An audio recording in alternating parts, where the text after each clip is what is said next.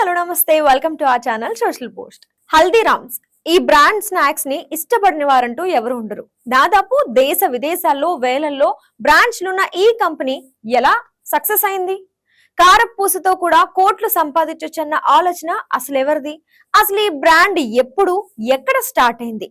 స్వాతంత్రం రాకముందు నుంచే మొదలైన ఈ కంపెనీ హిస్టరీ ఏంటి తెలుసుకుందామా? మరి తెలుసుకునే ముందు వీడియోని లైక్ చేసి మా ఛానల్ ని సబ్స్క్రైబ్ చేసుకోండి. ఈ హల్దీరామ్స్ ను రాజస్థాన్ కి చెందిన గంగాభిషన్ అగర్వాల్ అనే వ్యక్తి 1941లో స్థాపించాడు. ఈయన ఒక మార్వాడి ఫ్యామిలీకి చెందినవాడు. గంగాభిషన్ అగర్వాల్ ని చిన్నప్పుడు అందరూ హల్దీరామ్ అని పిలిచేవారు. ఇక వీళ్ళ నాన్న కారపూస అమ్మేవారు. అందుకే ఈ గంగాభిషన్ కూడా 11వ వయసులోనే వాళ్ళ నాన్నగారితో కారపూస కొట్లో పనిచేసేవాడు. ఈ ప్రయాణంలోనే ఆయన కారపూస చేయడం నేర్చుకున్నాడు. కానీ ఆ ఏరియాలో అందరూ కారపూసే అమ్ముతారు. అలానే అన్ని షాప్స్ లో కూడా టేస్ట్ సేమ్ ఒకేలా ఉండేది. కాబట్టి అక్కడ క్వాలిటీ అండ్ క్వాంటిటీలో కాంపిటీషన్ లేదు. అందుకే ఆయన తను చేసే కారపూసలో టేస్ట్ అండ్ ప్రైస్ మారిస్తే బిజినెస్ సక్సెస్ అవుతుంది అని అనుకున్నాడు. అలా ఆలోచన రాగానే అతను వాళ్ళ కారపూస టేస్ట్ మార్చాడు.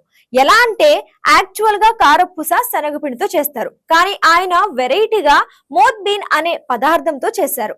ఇక అది ఆ ఏరియా చుట్టుప్రక్కల ఉన్న కస్టమర్స్ కి నచ్చడంతో అతనికి సేల్స్ పెరిగాయి. అలానే అతని ప్రొడక్ట్ కి మంచి పేరు ఉండాలి అని ఆయన వాళ్ళ బికనీర్ కి రాజు అయిన దొంగ దేవ్ పేరుని దొంగ సేవ్ గా పెట్టుకున్నారు.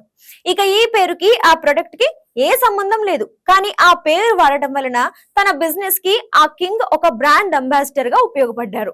ఇక ఈ హల్దీరామ్ భుజియా అందరికీ కాంపిటీషన్ ఇస్తూ మార్కెట్ లో లీడర్ గా మారింది. హల్దీరామ్ తర్వాత ఈ భుజియా బిజినెస్ ని వాళ్ళ కొడుకులు పెద్దగా ఎక్స్పాండ్ చేయలేకపోయారు. కానీ అతని మనవడైన శివకిషన్ అగర్వాల్ అండ్ మనోహర్ లాల్ అగర్వాల్ ఈ బిజినెస్ ని నెక్స్ట్ లెవెల్ కి తీసుకెళ్లారు.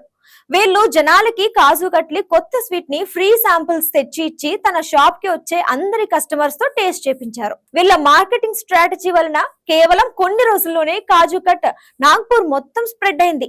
అలా స్వీట్ సేల్స్ ఒక్కసారిగా పెరిగిపోయాయి. ఆ తర్వాత ఇంకొన్ని స్వీట్స్ ని కూడా మార్కెట్ లోకి ఇంట్రడ్యూస్ చేశాడు.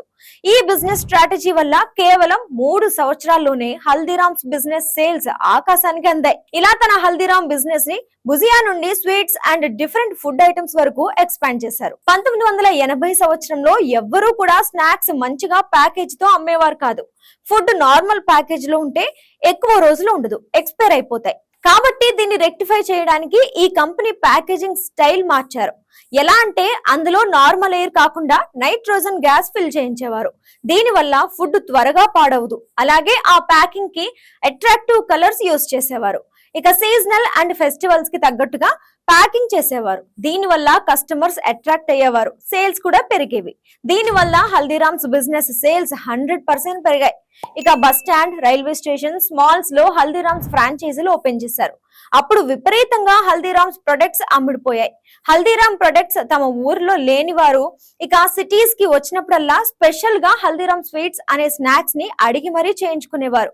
ఇంతలా హల్దీరామ్ బ్రాండ్ ని సక్సెస్ఫుల్ గా బ్రాండ్ ప్యాకేజింగ్ ద్వారా తీసుకెళ్లారు. కొన్ని సంవత్సరాల్లోనే హల్దీరామ్ కంపెనీ రాష్ట్రాలు, దేశాలు కాకుండా వెస్ట్రన్ కంట్రీస్ లో కూడా అడుగుపెట్టింది. అంతేకాకుండా విదేశాల్లో కూడా సక్సెస్ఫుల్ గా బిజినెస్ చేస్తుంది. 1997లో గంగాభిషన్ అగర్వాల్ అనే వ్యక్తి జస్ట్ కారపూస అమ్ముతూ స్టార్ట్ చేసిన ఈ బిజినెస్ ఈ రోజు నార్త్ ఇండియన్, సౌత్ ఇండియన్ తో పాటు 80 దేశాలలో ఎక్స్పెండ్ చేసి 400కి పైగా ఫుడ్ ప్రొడక్ట్స్ తో ఇండియాలోనే లార్జెస్ట్ స్నాక్స్ మేకింగ్ కంపెనీగా ఎదిగిపోయింది. ఇది నిజంగా ఆశ్చర్యపోవాల్సిన విషయం. కాబట్టి మీరు ఈ బిజినెస్ సక్సెస్ స్టోరీ నుంచి మీరు తెలుసుకోవాల్సింది ఏంటంటే, మార్కెట్ లో ఎంత కాంపిటీషన్ ఉన్నా మీ ప్రొడక్ట్ లో యూనిక్నెస్ ఉంటే అది ఖచ్చితంగా కస్టమర్ ని అట్రాక్ట్ చేస్తుంది.